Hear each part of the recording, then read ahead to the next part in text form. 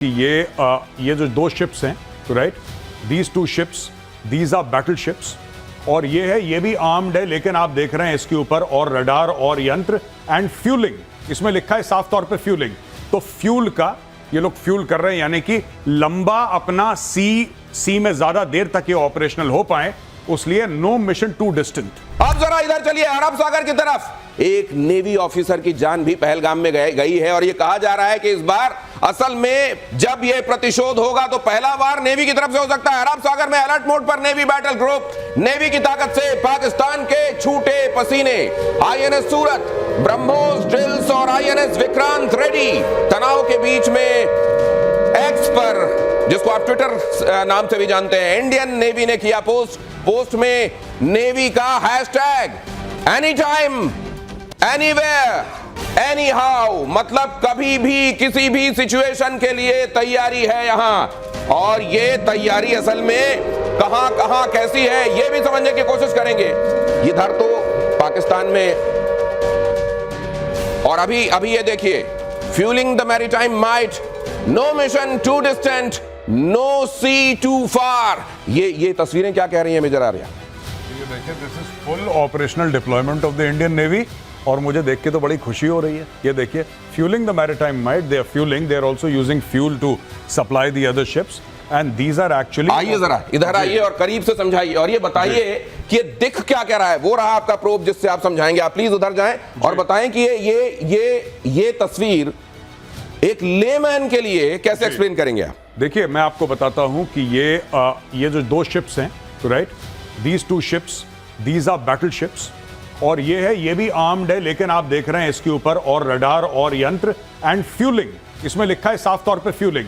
तो फ्यूल का ये लोग फ्यूल कर रहे हैं, यानी कि लंबा अपना सी में ज्यादा देर तक ये ऑपरेशनल हो पाए, उसलिए नो मिशन टू डिस्टेंट, कितना भी दूर हो। मुझे ऐसा लगता है, और मेरे पास ऐसा कोई प्रूफ नहीं है, मुझे ऐसा लगता है कि अरब सागर में है ये अरब सागर ही है। हालांकि वहां पाकिस्तान में ये प्रचार भी किया जा रहा है कि उन्होंने अपना जो जंगी बेड़ा भेजा था वो हमारे शिप्स को देखकर ऐसा हुआ कि वो कर्नाटक में कारवार, उसका जो अपना डोमेस्टिक जहां पर जाकर वो खड़ा होता है, वहां पर वापस भेज दिया गया। ये दुष्प्रचार भी उधर चल रहे हैं। देखिए साहब, यहां तक बोल दिया कि जो नदन आर्मी कमांडर है उन्होंने रिजाइन कर दिया।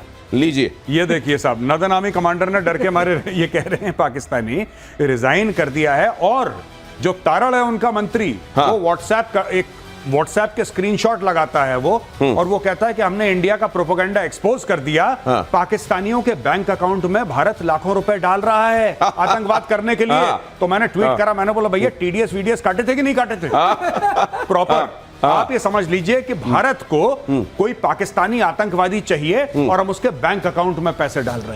तो ये तो आपने देख लिया कि वहां किस तरह झूठ बोलने की कोई इंतहा पाकिस्तान में नहीं होती, लेकिन इस जगह पर अगर आप क्लोज करें, ये कुल मिलाकर ये दिखाया जा रहा है कि जैसे मिड एयर फ्यूलिंग होती है जब फाइटर जेट्स जाते हैं, उसी तरीके से समंदर के बीच में अगर रिफ्यूलिंग होनी है तो ये देखिए, ये पाइप है और यहां पर जाकर इसका एंड दिखाई दे रहा है, और यहां पर ये रिफ्यूलिंग हो रही है। इस बीच क्यों हो रहा है ये, और अरब सागर में भारत की भ्रुकुटियां टेढ़ी होने का मतलब क्या है, जरा उसको फ्लैश कीजिए और बहुत जल्दी से ये सिग्निफिकेंस भी आपको दिखाते हैं। ये तो आपने देख लिया कि कोई भी मिशन हमारे लिए बहुत दूर नहीं है, और कोई भी समंदर हमारे लिए बहुत बड़ा नहीं है, ये तो हमने दिखा दिया। और ये अब इस जगह पर आ जाइए मेजर आर्या, एक बार फिर से आप इधर आइए प्लीज। ये जो हम दिखा रहे हैं, ये क्या इन जगहों पर इस थ्रेट को ऐसे ही परसीव किया जा रहा है?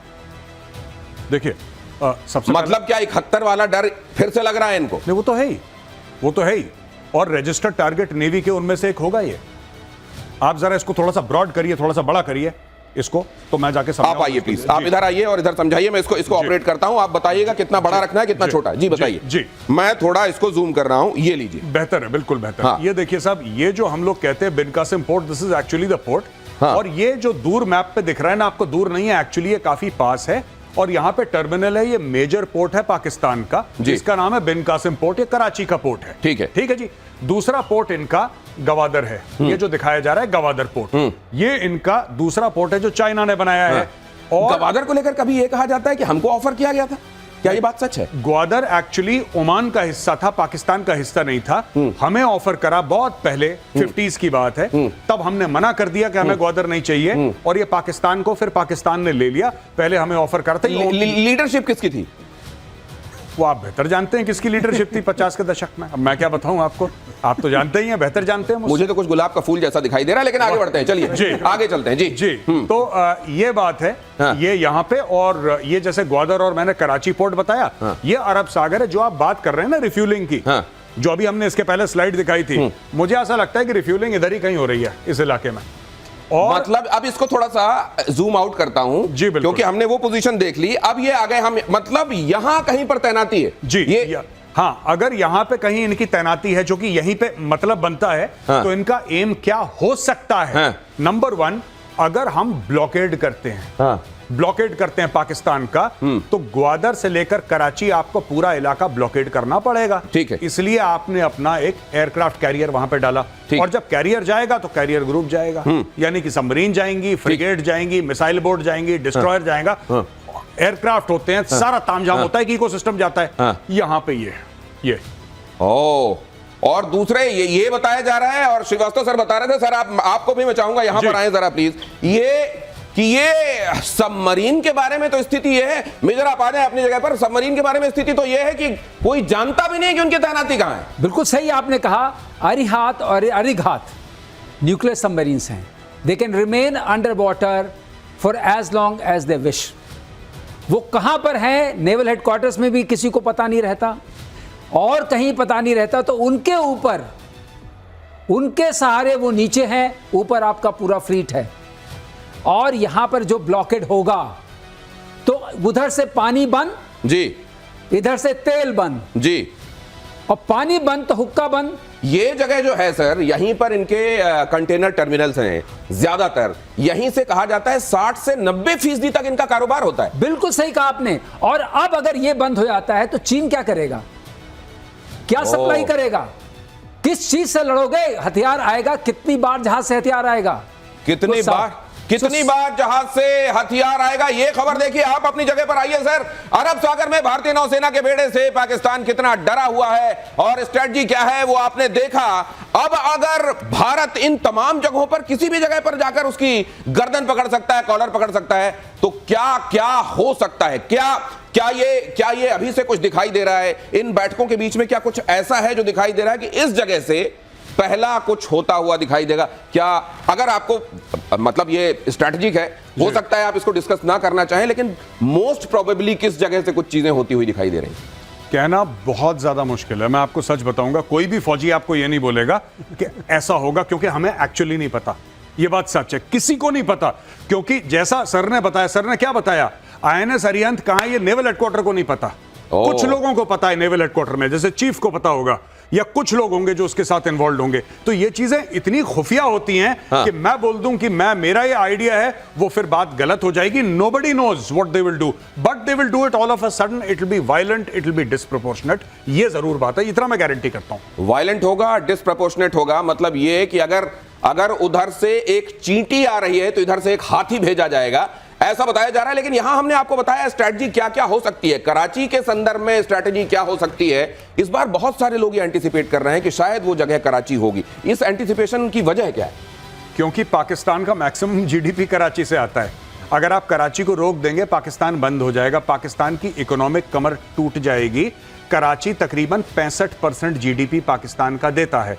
एक शहर आपने कराची में लगा दिया ताला, यानी कि आपने पाकिस्तान की इकोनॉमी को लगा दिया ताला। इस नस को दबाने से पाकिस्तान की चीखें क्यों निकलेंगी? जरा देखिए, हमले की आशंका से पाकिस्तान में फूटा महंगाई बॉम्ब, आसमान पर पहुंची है खाने पीने की चीजों के दाम। पहले से ही हाल खराब था, ये और आटा गीला हो गया, लोगों ने राशन स्टोर करना शुरू कर दिया है। 1 किलो आटे की कीमत 110 रुपए प्रति किलो तक पहुंच गई है। 1 किलो चावल की कीमत 275, और वो भी मेरे को ये यकीन है कि वो मोटा वाला चावल होगा, 275 प्रति किलो। 1 किलो चीनी की कीमत 185। बड़ी चाय की बात करते हैं ना, लीजिए चीनी डालिए अपनी चाय में, या फिर अब डायबिटीज कंट्रोल कीजिए। ये पाकिस्तान का हाल है। वहां पेट्रोल और डीजल की कीमत 261 और 267 रुपए पाकिस्तानी रुपए के हिसाब से चल रही है, और डॉलर के मुकाबले पाकिस्तान का रुपया जो है वो 300 को पार करने वाला है, और ऊपर से कराची को हिंदुस्तान घूर रहा है। जी, अगर आपने कराची पे प्रेशर डाल दिया, ये एक्चुअली इनकी जगलर वेन जो कहते हैं ना, कश्मीर हमारी शाहरग है, इनकी शाहरग कराची है, और ये पाकिस्तानियों को समझ नहीं है। वो जिन्ना ने कह दिया था अपने बचपने में कह दिया था कि कश्मीर शाहरग है, तो तब से जिन्ना की बात को रिपीट कर रहे हैं। इनकी एक्चुअल शाहरग जो है कश्मीर नहीं है, शाहरग इनकी कराची है, पैसा कराची से आता है। आप, और एक और चीज मैं आपको बता दूं, एक और चीज सर वो भी तो बता दीजिए दर्शकों को, कौन ये जो इतनी जिन्ना जिन्ना करते हैं, कैसे एम्बुलेंस में जिन्ना पड़े रह गए थे और वहीं एम्बुलेंस में ही प्राण पखेरु उड़ गए थे। पाकिस्तान कायदे आजम जिसको कैसे जिन्ना को मरने के लिए छोड़ दिया था, वो भी तो बता दीजिए। नॉट ओनली जिन्ना को मरने के लिए छोड़ दिया था, जब उसकी आखिरी सांसें गई थी, गाड़ी उसकी खराब हो गई, उसकी बहन फातिमा जिन्ना को भी मार दिया। ये बड़े लेवल के खिलाड़ी हैं। पर मैं ये जो बात कहना चाहता हूं आपसे, जिनको नहीं पता है, मैं वाज़े तौर पे बता दूं कि अगर कहीं पठानों की सबसे ज्यादा पॉपुलेशन है किसी शहर में पाकिस्तान में, वो क्वेटा में नहीं है, वो पेशावर में नहीं है, वो कराची में है। और आपको पता है कि पठानों को पकड़ पकड़ के निकाल के लोग अफगानिस्तान वापस भेज रहे हैं, और आप पता है कि उनकी लड़ाई अब डायरेक्टली पाकिस्तान स्टेट से हो रही है। कुछ भी हो सकता है, जब प्रेशर आएगा कुछ भी हो सकता है। और पठानों का 1000 साल से ज्यादा का इतिहास है कि हथियार उठाने में नंबर 1 है ये लोग।